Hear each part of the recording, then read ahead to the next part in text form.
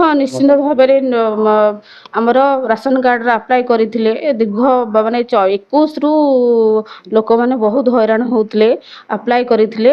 ଏବେ ବର୍ତ୍ତମାନ ଆଜି ତ 6000 ବଣ୍ଟା ହେବ ଆଉ ଆଗକୁ ବି ମଧ୍ୟ ବଣ୍ଟା ହେବ।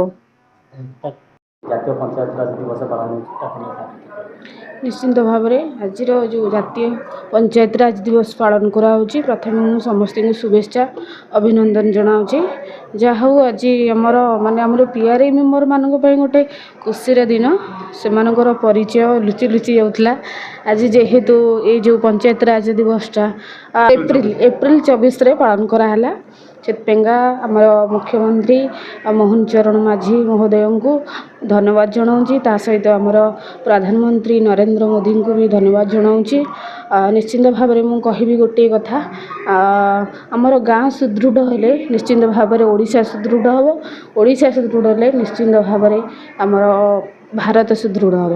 ଦେଖିବା ବ୍ଲକ ସ୍ତରରୁ ପଞ୍ଚାୟତ ସ୍ତର ପର୍ଯ୍ୟନ୍ତ ନୂଆ ସରକାର ଆସିଛି, ନୂଆ ନୂଆ କାର୍ଯ୍ୟକ୍ରମ ହାତକୁ ନେଇଛନ୍ତି, ଯେମିତି ଆୟୁଷ୍ମାନ ଯୋଜନା ହେଉ, ତାପରେ ଲକ୍ଷପତି ଦିଦି ହେଉ, ଏଇ ଯେଉଁ ଯୋଜନା ଗୁଡ଼ା ଆମର କେମିତି ଦେଖୁଛନ୍ତି, ଆକୁ ରୂପରେଖ ନେବା ପାଇଁ ସରକାର ବର୍ତ୍ତମାନ କ'ଣ କ'ଣ ଆଉ କିଛି କାର୍ଯ୍ୟକ୍ରମ କରିବାକୁ? ନିଶ୍ଚିନ୍ତ ଭାବରେ ସରକାରଙ୍କର ଆହୁରି ବି ଆଗକୁ ପଦକ୍ଷେପ ଅଛି। ବହୁତ ନୂଆ ସ୍କିମ୍ ଆସିବ। କିନ୍ତୁ ଏ ଯେଉଁ ଆୟୁଷ୍ମାନ ଯୋଜନା ଦିଆହେଇଛି ଲୋକମାନେ ଉପକୃତ ହୋଇପାରିବେ।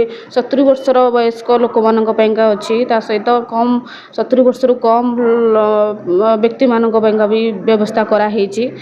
ଏତିକି ନୁହେଁ, ଆମର ରାସନ କାର୍ଡ଼ ବି ବନ୍ଦ କରାହେଇଥିଲା, ରାସନ କାର୍ଡ଼ର ବ୍ୟବସ୍ଥା ବି କରାହେଉଛି।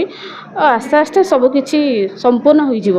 ପଞ୍ଚାୟତ ଉନ୍ନତିକରଣ ପାଇଁ ଆଜି ପଞ୍ଚାୟତରାଜ ମନ୍ତ୍ରୀ ରବି ନାୟକ ମଧ୍ୟ ବିଭିନ୍ନ ପ୍ରକାର କାର୍ଯ୍ୟକ୍ରମ ଘୋଷଣା କରିଛନ୍ତି। କେତେ ସୁଦୃଢ଼ ହେବ? ନିଶ୍ଚିନ୍ତ ଭାବରେ ସୁଦୃଢ଼ ହେବ, କାହିଁକିନା ଆମର ନୂଆ ସରକାର ଆସିଛନ୍ତି।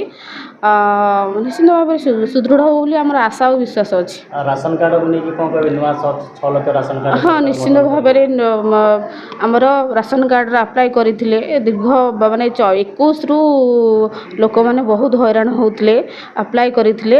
ଏବେ ବର୍ତ୍ତମାନ ଆଜି ତ 6000 ବଣ୍ଟା ହେବ ଆଉ ଆଗକୁ ବି ମଧ୍ୟ ବଣ୍ଟା ହେବ।